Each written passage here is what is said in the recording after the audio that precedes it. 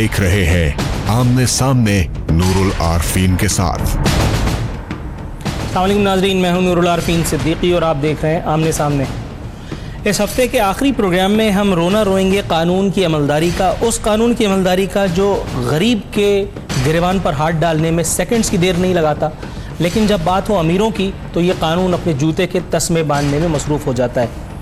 और फिर ये होता है कि ना राव अनवार किसी को मिलता है और ना ही वो कातिल जो खैबर पख्तूनख्वा में एक मेडिकल की तालबा का कत्ल करने के बाद बहुत शान से, बड़े तमतराक से सऊदी अरब फरार हो गया। हम बात करते हैं गुड गवर्नेंस की, लेकिन गुड गवर्नेंस का जी भी हमारे यहाँ मौजूद नहीं है। पेशावर में पे दर पे वारदातें हो रही हैं, लेकिन KPK हुकूमत, पेशावर मेरे मुंह से निकल गया, पेशावर नहीं KPK की बात कर रहा हूँ। KPK में जा बजा इस तरह के वाक़यात देखने में आ रहे हैं जो ऑब्जेक्शनेबल भी हैं, सरप्राइजिंग भी हैं कि तब्दीली जिसका दावा किया जाता था वो दर हकीकत है कहाँ। मैं अगर कह रहा हूँ तो इसका मतलब है कि मेरे पीछे कोई हिडन एजेंडा तलाश कर लिया जाएगा। लेकिन सोचने की बात यह है, चीफ जस्टिस ऑफ पाकिस्तान मियां साकिब निसार को KPK गवर्नमेंट से या PTI से या इमरान खान साहब से ऐसी कौन सी दुश्मनी थी कि जो उन्हें कहना पड़ा खैबर पख्तूनख्वा पुलिस में अहलियत नहीं। कब से सुनते चले आ रहे हैं। मैं इसके ऊपर दूसरा प्रोग्राम, बल्कि आज तीसरा प्रोग्राम करने के लिए जा रहा हूँ और ये बताया गया, फयाजुल हसन चौहान साहब ने हमारे प्रोग्राम में बैठ करके इंकिशाफ फरमाया था। आज इस शो में बैठने से पहले मैंने जब शहरियार आफरीदी साहब से गुफ्तगू की टेलीफोन पर, तो ये बताया गया कि जी 3 से 4 रोज़ में मुजरिम की गिरफ्तारी जो है वो हो जाएगी।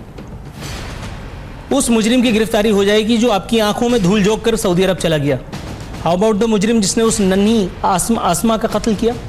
आज 20 रोज़ से ज़ायद हो चुके हैं। आप नवाज शरीफ और उनकी हुकूमत को आईना दिखाने में सेकंड की देर नहीं लगाते, लेकिन जब हो अपने गिरेबान में मुंह डालने का तो आपको चीफ जस्टिस भी शर्म दिलाने में कामयाब नहीं हो पाते। और आप उल्टा KPK के वज़ीर आला का एक बयान मेरे सामने मौजूद है जो कहते हैं KPK पुलिस पर बेवजह तनकीद ना की जाए। ये हम KPK के बारे में बात नहीं करेंगे, यहाँ हम सिंध का रोना भी रोएंगे, राव अनवार का जिक्र भी करेंगे। राव अनवार के मुबैना फरार में सिंध हुकूमत का क्या किरदार है, इसमें सिंध पुलिस ने क्यों अपनी आंखों में एल्फी डाल ली है, इसके ऊपर भी बात करेंगे। पंजाब का रोना भी रोएंगे। यहाँ मेरे साथ मौजूद होंगे पाकिस्तान तहरीक इंसाफ के रहनुमा वलीद इकबाल साहब, सिंध के वज़ीर इत्तलात नासिर हुसैन शाह साहब भी हमें थोड़ी देर में ज्वाइन करेंगे। रमेश कुमार साहब पाकिस्तान मुस्लिम लीग नून से उनका ताल्लुक़ है, वो भी हमारे साथ मौजूद होंगे। वलीद इकबाल साहब की तरफ जाता हूँ। वलीद साहब अस्सलाम वालेकुम। वालेकुम सलाम जी। वली साहब, सर ये मैंने जितनी पब्लिक को आपसे बदजन करने की कोशिश की है, पता नहीं इसमें मैं कितना कामयाब हो पाया हूं या नहीं, लेकिन आपके पास इन सारी बातों का कोई जवाब है सर कि दूसरों को आईना दिखाने वाली पाकिस्तान तहरीक इंसाफ जब ज़रूरत पड़ती है अपनी दामन में देखने की तो क्यों आयमाइशाएं कर रहे होते हैं? देखें जी, आप फरमा रहे हैं कि बदजन करने की बड़ी कोशिश की है पब्लिक को। बात यह है कि इस वक्त तो हम बहुत करीब से करीब तर आते जा रहे हैं आम इंतखाब के, ये जो इस साल के वस्त में होगा, तो असल पब्लिक जो है वो अपना बैलेट के बॉक्स के ज़रिए फ़ैसला करेगी और उससे वाज़े होगा कि जो इक़दामात लिए हैं, और वो इक़दामात 5 साल के अरसे में एक उमूमी सतह पर होते हैं, जिससे जो वहाँ के शहरी हैं जिनको रोज़मर्रा का डीलिंग्स करनी होती हैं पुलिस से, अस्पतालों से, पटवारियों से, स्कूल में तालीम के शोबे के हवाले से, ये हमारी तरजीहात में, ये मैं इनके नाम इसलिए ले रहा हूँ इन महकमों के, इन शोबों के, क्योंकि ये हमारी तरजीहात में शामिल हैं। तो हमारी पॉलिसी से और हमारी जो कारकर्दगी है उसको जज करने वाले तो वहाँ के लोग हैं। और कहा यही जाता है कि जी, और यह तारीख बताती है कि कभी किसी पार्टी को दूसरी दफ़ा रिटर्न नहीं किया वहाँ की आवाम ने, तो ये एक बड़ा अच्छा मौका है जो दूसरे दूध का दूध और पानी का पानी हो जाएगा। ये तो मैं अमूमी सतह पे बात कर रहा हूँ। ये जो पुलिस की कारकर्दगी है खैबर पख्तूनख्वा में, इसके बारे में परवेज़ खटक साहब जो वज़ीर आला हैं, उन्होंने बड़ी तफसीली प्रेस कॉन्फ्रेंस की थी 3 रोज़ पहले, और उसमें उन्होंने बताया है कि क्या क्या इक़दामात लिए गए हैं पुलिस को ज़्यादा कैपेसिटी देने के, पुलिस में मेरिटोक्रेसी इंट्रोड्यूस करने के, पुलिस की ट्रेनिंग के हवाले से, पुलिस के ट्रेनिंग और फोरेंसिक्स और इंटेलिजेंस, और इससे सारे जो बहुत से जो उसमें खुसूसी या स्पेशलिस्ट एरियाज़ नहीं थे उनका इजाफा करने से उन्होंने तस्लीम किया है कि जी परफेक्ट तो नहीं हम हो सके, उसमें गलतियाँ या कोताहियाँ हो सकती हैं, लेकिन आप इससे कंपेयर करें कि पिछला दौर जो पीपीपी एएनपी का था, उससे पिछला दौर जो एमएमए का था, उससे पिछला दौर जो पीएमएलएन का था। सर, आपकी बात को बहुत देर तक सुन लेने के बाद अब मैं आपको आपकी बात में मुदाखलत करने का एजाज़ हासिल करना चाहूँगा। ये बिल्कुल वैसे ही है कि जब पाकिस्तान पीपल्स पार्टी से सिंध में बदइंतजामी के ऊपर बात की जाए तो वो नून लीग की तरफ इशारा कर देती है। ये बिल्कुल वैसे ही है कि जब नून लीग से ये पूछा जाए कि आप पाकिस्तान को एशियन टाइगर क्यों ना बना सके तो वो पीटीआई की तरफ हमें घुमा देते हैं। आपने इस सवाल के जवाब में जितना वक्त लिया मैंने आपको दिया, और मैंने बिल्कुल आपके जवाब में कहीं इंटरवीन करने की कोशिश भी नहीं फरमाई, क्योंकि मुझे अगले प्रोग्राम में भी आपको मदऊ करते रहना है। लेकिन सर, आपने ये नहीं बताया कि चीफ जस्टिस ऑफ पाकिस्तान को केपीके के उस वजीर आला से जो आपने एएनपी से उधार लिया था, उनसे क्या दुश्मनी थी? मुख्तसर अगर आप जवाब इनायत करें तो मैं मुस्लिम लीग नून का वर्जन लेने के लिए और पंजाब की सूरत हाल पर उनका इनकाउंटर करने के लिए वहां चला जाऊं। ये एक तो परवेज खटक साहब मेरे ख्याल पहले एएनपी में नहीं थे, पीपीपी में थे, वहां से पीटीआई में वो तशरीफ लाए। तो चलें, उधार पे तो था ना, मालूमात आपकी मैं दुरुस्त कर दूं। उधार पे तो नहीं, इस तरह से वो कहीं उन्होंने देखा वहाँ कि किस तरह की वो सरगर्मी होती है उस पार्टी में, तो इसलिए उन्होंने अपनी इम्प्रूव करने की कोशिश की अपनी जो है एफिलिएशन को, तो उसमें आई थिंक कोई ऐसे ऐब नहीं है।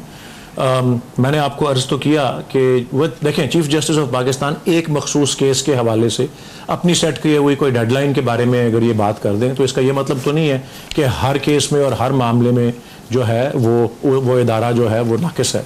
मेरे ख्याल में इसके लिए आपको अदाद शुमार देखने पड़ेंगे जो कि वो भी सामने आ चुके हैं खैबर में, क्राइम के जो दहशतगर्दी के वाक़यात के।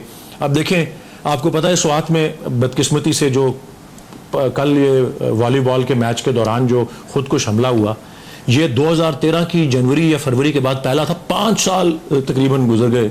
ठीक है, सही कह रहे हैं। वहाँ कोई स्वात के अंदर बात, तो आई मीन मैं सारे उसके एस्पेक्ट्स आपको देखने की ज़रूरत है। और जो हमने पुलिस में इस्लाहात किए हैं पुलिस ऑर्डर 2016 से, मैं तो कह रहा हूं कि चीफ जस्टिस के एक केस के एक रिमार्क से आप सारी 5 साल की कारकर्दगी को जो है वो रद्द नहीं कर सकते। और मैं समझता हूं, अगेन मैं कहूँगा, मैं दूसरों की नहीं बात करता, खैबर पख्तूनख्वा के अवाम फैसला कर लेंगे कि उनको बेहतरी मिली है अपनी मियारी ज़िंदगी में इन सारे हवालों से जो हमारी तरजीहात थी, पुलिस, सेहत, तालीम और ये जो है उसमें सियासी इंटरफेरेंस। राइट सर, मैं अब ज़हमत कलाम देना चाहूँगा, हालांकि ये मुशायरा नहीं है, लेकिन फिर भी मैं डॉक्टर रमेश कुमार साहब की तरफ जाना चाहूँगा। डॉक्टर साहब, आप मुझे सुन सकते हैं? जी, मैं सुन रहा हूँ और काफ़ी देर से आपको और वली दोनों को मैंने सुना है। अच्छा सर, मैंने अपोजिशन की कमी बल्कि हुकूमत की कमी महसूस तो नहीं होने दी आपको, लेकिन ये मुझे बताइएगा सर, ये आज जमहूरियत का एक ऐसा, बहुत ही माजरत के साथ, please pardon me saying this, जमहूरियत का इतना करीह, इतना मकरू, इतना बदसूरत, इतना नाकाबिल कबूल चेहरा हमारे सामने आया है। मेरे सामने एक खबर रखी है, टेलीविजन स्क्रीन पर यह चलती रही है, ब्रेकिंग न्यूज, लेकिन मेरे हिसाब से तो ये बहुत ही डिसअपॉइंटिंग न्यूज है। मुशाहिद हुसैन सैयद अब तमाम पार्टियों में घूम के पांव फिरा के अब फिर आपके पास आ गए। मुल्क और कौम के इन्वर्टेड कॉमास में वसी तर मफाद में एक मरतबा फिर मियां साहब ने उन्हें गले लगा लिया। मुल्क और कौम के वसी तर मफाद में उन्होंने एक मरतबा फिर दस्तरखान को, जो कि अब जाने ही वाला है, लात मार दी, सेनेटरशिप को लात मार दी। मुल्क और कौम के वसी तर मफाद का यह ड्रामा कब तक होता रहेगा? और मुशाहिद हुसैन सैयद को नून लीग का कोई आम वर्कर कैसे अपना अटूट अंग तस्लीम कर लेगा सिर्फ इसलिए कि मियां नवाज शरीफ ने कह दिया? मियां नवाज शरीफ अगर दिन को रात कहेंगे तो क्या एक आम आदमी मान ले? शुक्रिया आरफीन। मैं मुशाहिद हुसैन सैयद के लिए यह कहूँगा, मैं कभी कभार जो है ना, मैं जब बात करता हूँ, मैं पार्टी से बालातर होके, कुछ ऐसे पॉलिटिशियन हैं जो बहुत अच्छे पॉलिटिशियन हैं, उसका मुख्तलिफ पॉलिटिकल पार्टीज़ के साथ लिंक रहता है, मगर हर पॉलिटिकल पार्टी चाहती है कि जो अच्छे, जो मुल्क के वफादार, समझदार कानूनदान जो है वो अगर हमारी सुफू में हो तो हमारे लिए बेहतर है। मैं समझता हूँ कि मुस्लिम लीग नून की खुशकिस्मती है कि मुशाहिद हुसैन सैयद जैसा काबिल बंदा, और मैं आपको बताऊँ, अगर आप 442 मेंबरान के अगर हाउस में देखेंगे कि मुशाहिद हुसैन सैयद जैसा कॉम्पिटेंट और लायल बंदा, जो जिस तरीके से वो बात करता है, जो अंदाज, समझदार, मैं खुद, क्योंकि मैं खुद हिस्ट्री का स्टूडेंट हूँ, बहुत ज़्यादा पढ़ता लिखता हूँ, कानून समझता हूँ, मगर जैसे मैं एजाज एहसन की इज़्ज़त करता हूँ कि अच्छा कानूनदान है, भली पे वो पीपल्स पार्टी से उसका लिंक है, शाह महमूद कुरैशी अगर पीटीआई में बैठा हुआ है, मैं उसको समझता हूं कि अच्छा सियासतदान है और हमारे इलाके से भी इलेक्शन लड़ता है। मैं आपको बताऊं, जब इस्लामाबाद में इलेक्शन हो रही थी, हमारा नून लीग का कैंडिडेट था, सामने असद उमर खड़ा था। मुझे आप में से किसी टीवी चैनल वाले ने पूछा कि आप क्या चाहेंगे, मैंने कहा पार्टी का कैंडिडेट मैं तो चाहूंगा मेरी पार्टी जीते, मगर मुल्क के लिए अच्छा बेहतर ये है कि असद उमर जीते, क्योंकि असद उमर ज्यादा समझदार था और हमारा जो कैंडिडेट था वो, और ये सोच होनी चाहिए, ये पब्लिक के अंदर सोच होनी चाहिए, पार्टी से भी बालातर होके कैंडिडेट को देखें कि कौन सा कैंडिडेट जो है वो अच्छा है और किस तरीके से जो है वो कानून साजी कर सकता है, कितना उसका अपना कैरेक्टर है, कितना वो नीट क्लीन है, आया किसी करप्शन में या नहीं है।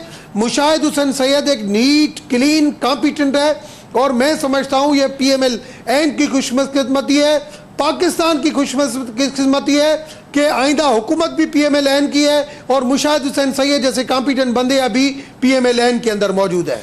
जी सर, आपका नुक्ता नज़र तो कन्वे हो गया, लेकिन ये अलग बात है कि इस पूरे अरसे के दौरान मैं अपने जज्बात और एहसासात पर काबू नहीं रख सका। आपने बात की कॉम्पिटेंस की। सर, ये कॉम्पिटेंस आपको अब से आधे घंटे पहले ही नजर आई मेरे प्रोग्राम में आने से पहले? ये कॉम्पिटेंस मियां नवाज शरीफ साहब को जब अदलिया मुखालिफ मुहिम उन्होंने शुरू की थी उससे पहले नजर क्यों नहीं आई? ये लियाकत मियां नवाज शरीफ की मुशाहिद हुसैन सैयद साहब को, ये उनकी दूर की नजर की कमजोरी थी या उनकी पास की नजर की महरूमी थी? ये क्या मामला थे? इसके ऊपर मैं जरूर आपकी तरफ आऊंगा और कुछ मजीद सवालात पूछकर आपको बोर करूंगा, लेकिन यहां मुझे जाना है एक मुख्तसर से वक्फे पर। वक्फे के बाद दोबारा हाजिर होते हैं।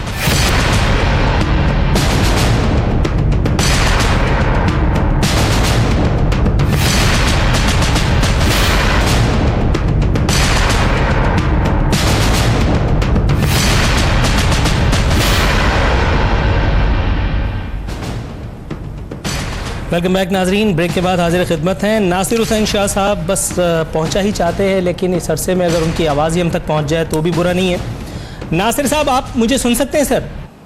जी जी बिल्कुल। अच्छा सर, ये मुझे बताइएगा, एक बयान मेरे पास मौजूद है वज़ीर दाखिला सिंध का फरमाते हैं, जो भी राव अनवार की पुष्ट पनाही करेगा वो बेनकाब होगा। मेरे जितने मेहमान यहाँ बैठे हैं, आप देख तो नहीं पाएंगे उनको, वो हंस रहे हैं एक स्टेटमेंट पर। वो कह रहे हैं कि वो लोग तो बेनकाब हो चुके।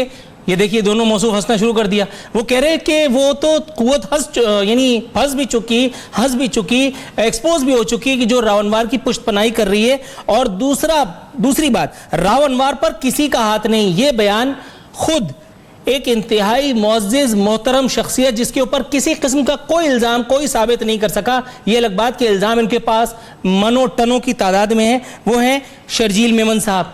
अब आप ये मुझे बताइए कि शर्जील मेमन की गवाही कबूल की जा सकती है? और दूसरा, राव अनवार के बारे में अगर आप कुछ इंकशाफ करना चाहें। बिस्मिल्लाहिर्रहमानिर्रहीम, अल्लाहुम्मा सल्ली अला मुहम्मद व आले मुहम्मद। आपको भी और आपके साथ जो भी आज प्रोग्राम में है और सबको अस्सलाम वालेकुम। क्या आवाज नहीं? जो हमारे दोस्त मुस्कुरा रहे हैं, मुझे नहीं पता कौन है, क्योंकि मैं गाड़ी में हूँ, आपकी तरफ आ रहा हूँ। मेरे लिए इंतहाई मोहतरम होंगे सभी मेरे जो भी दोस्त हैं, लेकिन मैं ये कह रहा हूँ इनके नाम पूछ लें ना, मुस्कुरा क्यों रहे हैं? इनसे पूछ लें कि किस किस के उसमें नाम आते हैं, जरा वो भी ये बता दें। सिर्फ मुस्कुराने से तो बात नहीं होती। अगर ये काइंडली उन सब के नाम ले लें जिनका कहा जाता है तो मुझे बड़ी खुशी होगी, मेरे इल्म में भी इजाफा होगा।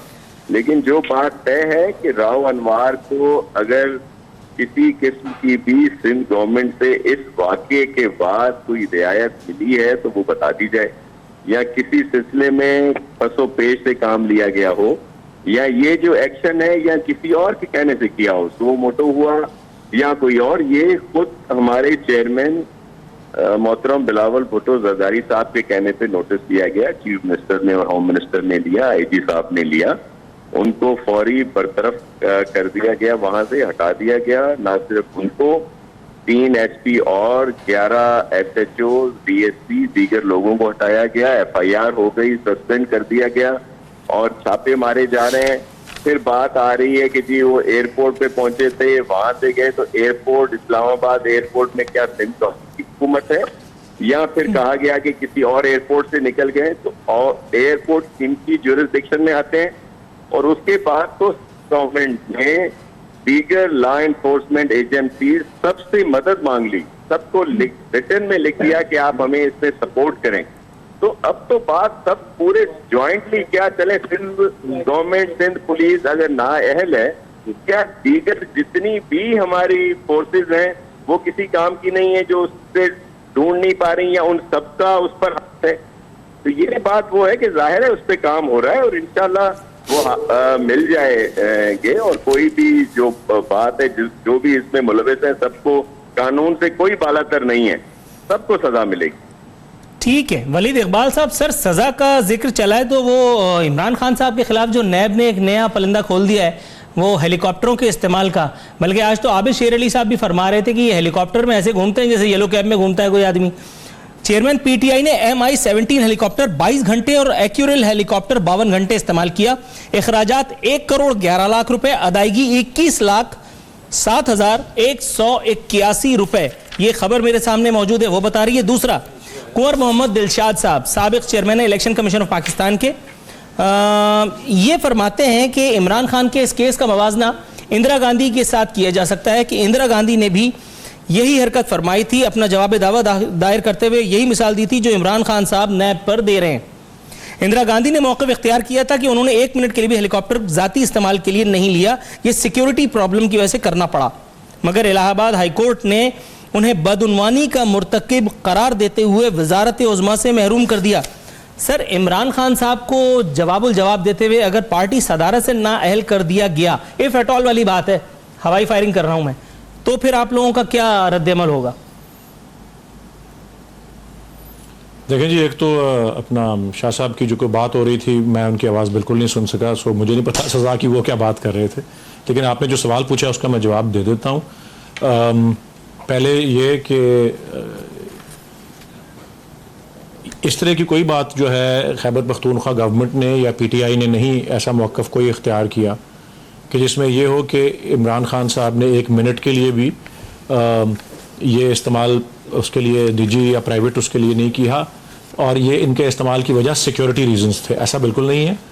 मैं इसको मौक़िफ़ को पहले आपको पेश कर दूं। पहला हिस्सा उसका ये जो ठीक आपने बयान किया कि उन्होंने 1 मिनट के लिए भी किसी निजी मकसद के लिए हुकूमत खैबर पख्तूनख्वा का हेलीकॉप्टर इस्तेमाल नहीं किया। अगर जितने भी उन्होंने उसमें ट्रिप्स या दौरे किए हैं वो ऑफिशियल वर्क के लिए, और या चीफ मिनिस्टर वज़ीर आला वहाँ के खैबर पख्तूनख्वा के, या कैबिनेट के या काबीना के मेंबरान, सूबाई वज़ीर, सूबाई वज़रा अपने सरकारी दौरों पे वहाँ जा रहे थे और इमरान खान साहब उनके हमरा वहाँ गए हैं, कोई किसी निजी काम के लिए वो हेलीकॉप्टर नहीं इस्तेमाल हुआ। ये हमारा मौक़िफ़ है और हमने वेलकम किया है, PTI ने, खैबर पख्तूनख्वा गवर्नमेंट ने वेलकम किया है नैब की इस तफ्तीश को और कहा है कि हम तो इस शफाफियत में यकीन रखते हैं और हम एहतसाब के लिए हाजिर हैं, और इमरान खान साहब उसका दिफा करेंगे और सारे फैक्ट्स जो हैं वो वहाँ पेश किए जाएंगे। हम वेलकम करते हैं इस तरह के एहतसाब को। अच्छा सर, ये मुझे बताइएगा, रमेश कुमार साहब, एक सेकंड मैं आपको एक बात अर्ज करना चाहता हूँ, ये प्लीज़ मुझे भी आप ज़रा एजुकेट कीजिएगा।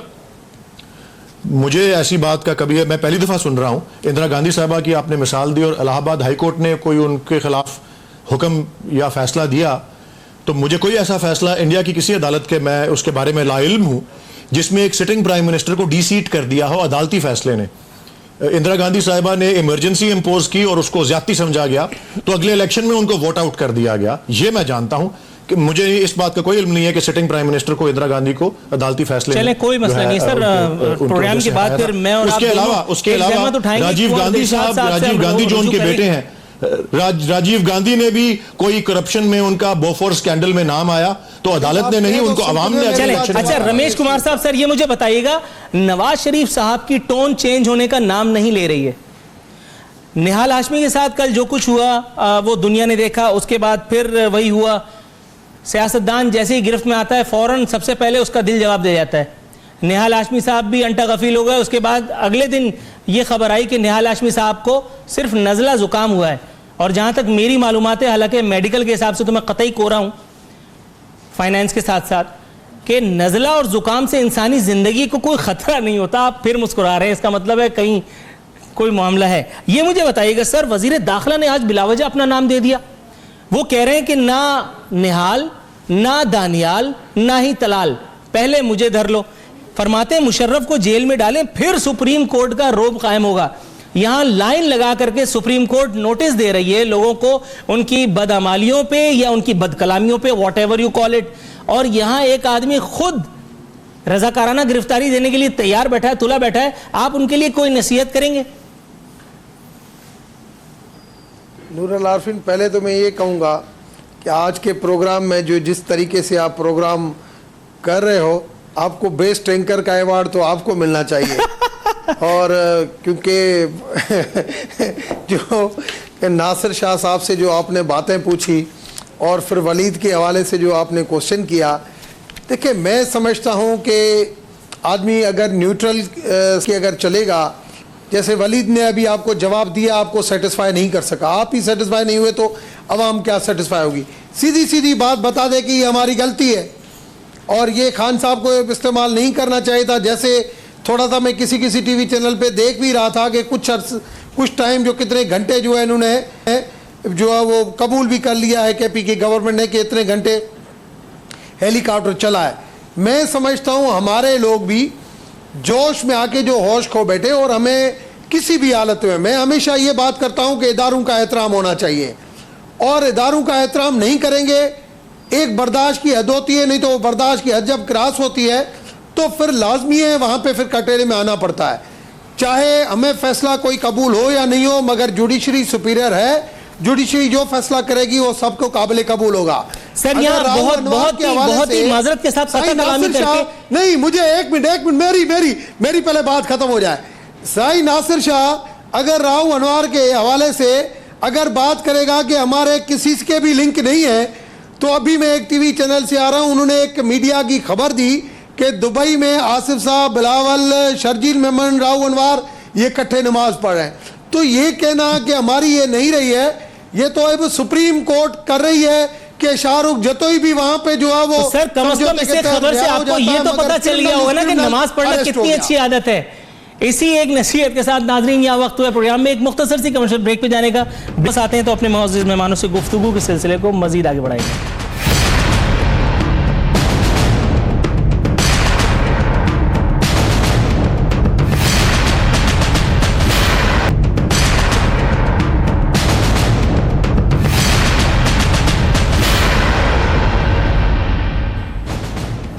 वेलकम बैक नाजरीन, बदस्तूर हमारे मेहमान हमारे साथ मौजूद हैं। नासिर हुसैन शाह साहब हमारे साथ मौजूद हैं। सर आपको प्रोग्राम में खुशामदीद कहता हूँ। ये मुझे बताइएगा सर, आपकी मुताल्लिका वजारत, गो कि हम रोना रो रहे थे लॉलेसनेस का, पुलिसिंग का, लेकिन अब वो बातें भी पुरानी सी लग रही हैं। आप मुझे ये बताने की कोशिश फरमाएंगे सर कि कराची में पीपल्स पार्टी के दौर हुकूमत में ट्रांसपोर्ट का शोबा जिस हद तक ज़बूहाली का शिकार हुआ है, उसका कोई अगर आप जवाब देना चाहें। 288 बसें आपने चलाई हैं और वज़ीर आला के अहकामात है 15 तारीख को इसका इफ्तिताह कर दिया जाए। गुड गवर्नेंस का रोना हम रोते हैं। कराची के लाखों आवाम 288 बसों में आप कैसे भरेंगे? कोई तरकीब तो सूझी होगी आपको। देखिए, एक तो मैं मेरे बड़े काबिल एहतराम मेहरबान दोस्त हैं डॉक्टर रमेश साहब, और बहुत अच्छी बातें भी करते हैं, सुलझे हुए पॉलिटिशियन हैं। जो राव वाली बात उन्होंने की, तो कभी भी पीपल्स पार्टी ने इस तरह लात ताल्लुकी का इजहार नहीं किया कि राव अनवार को हम लोग जानते ही नहीं हैं या वो कभी किसी तरीके से किसी से मिला ही नहीं है। लेकिन हम सिर्फ ये कहते हैं कि इस इंसिडेंट के बाद उसको अगर किसी किस्म की भी सिंध गवर्नमेंट या पाकिस्तान पीपल्स पार्टी से कोई सपोर्ट मिली है तो वो बताई जाए। अब तो हमने सबको उसमें शामिल कर लिया है उसकी गिरफ्तारी के लिए। रही ट्रांसपोर्ट की बात, तो आप बिल्कुल सही कह रहे हैं कि कराची में हमारी बहुत ज़्यादा ये कोताही रही है कि बहुत पहले हो जाना चाहिए था, लेकिन अब इन सब चीज़ों पे काम हो रहा है। और दूसरी बात ये कि मुझे बड़े एहतराम है मियां नवाज शरीफ साहब के लिए, वो अपनी पार्टी के सरबराह हैं, और मेरे रमेश सामने बैठे हैं, वो बुरा मान जाएंगे अगर मैंने कुछ कहा। असल इशू ये है कि अब जैसे वो कराची आए, वहाँ पे आकर उन्होंने कहा ग्रीन लाइन पे कि जी हमने ग्रीन लाइन मुकम्मल तौर पर बना दी, लेकिन सिंध गवर्नमेंट ने अपने हिस्से का काम पूरा नहीं किया। ना उन्होंने स्टेशंस बनाए, ना उन्होंने बसें मंगवाई। हालांकि देखें, इस पे मियां साहब को फौरी तौर पर एक्शन लेना चाहिए जिन्होंने इनको ब्रीफ किया, और इन्होंने आके जाहिर है ये उन्होंने गलत बात की, एक किस्म का झूठ ही बोला रमेश से माजरत के साथ, कि सफ़ेद झूठ बोला उन्होंने यहाँ आके। एक तो स्टेशंस भी उसी उसमें है जो उन्होंने ग्रीन लाइन का टेंडर है या उनका इंफ्रास्ट्रक्चर का जो फेडरल गवर्नमेंट के जिम्मे है। हमारे जिम्मे बसेस थी, उसका सीएम साहब और हमने बिडिंग भी कर दी, वो अवार्ड भी हो गया ट्रांसपेरेंट तरीके से एक पार्टी को, और वो बिल्कुल तैयार हैं, लेकिन इंफ्रास्ट्रक्चर वहां पे वो बना ही नहीं हुआ। स्टेशंस 22 हैं, 2 स्टेशंस पर सिर्फ 17% काम हुआ है, 70%, और बाकियों पे कोई काम नहीं। आज मैं खुद स्पॉट पे गया हूं, सब चैनल्स वो लेके गया हूं कि आप खुद देखें कि कितना काम हुआ है।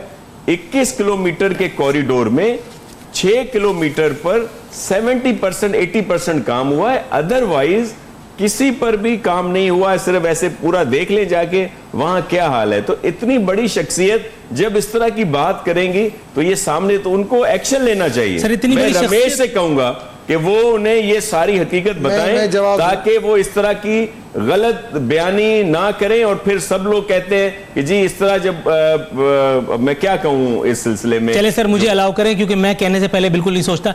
वलीद इकबाल साहब, सर आपकी इजाजत से रमेश कुमार साहब के पास जाऊंगा क्योंकि बहुत ही रेलेवेंट क्वेश्चन है मेरे पास।